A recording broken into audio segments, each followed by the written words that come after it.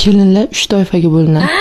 Birinchisi qaynana, qaynota, er, bola, chaqa, qaynisingil, qaynog'a, o'g'sin, buvsin, qo'ni-qo'shni hammani xizmatini qiladi.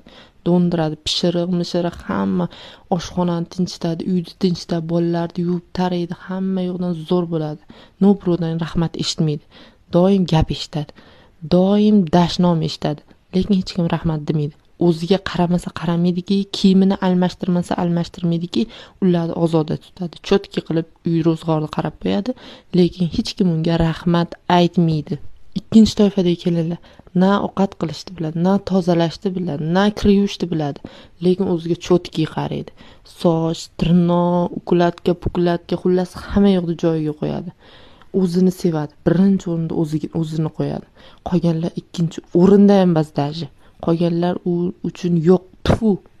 Bolalar kasal ham bo'lmaydi. Sayohatmi sayohat, o'tirishmi o'tirish, gap-gashday, tillalar, xullas sovg'a, padarka, gul, hamma yoqdan oladi.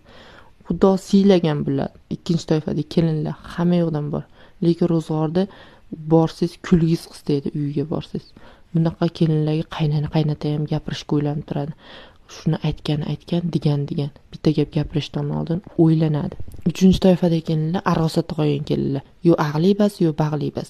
Uydalarda ham xizmatini qiladi, o'ziga ham vaqt ajratadi, lekin orada o'ylanadi. O'zimga ajratgan vaqtni bolalarimga ajratsam bo'lmasmidi? Nimaga o'zim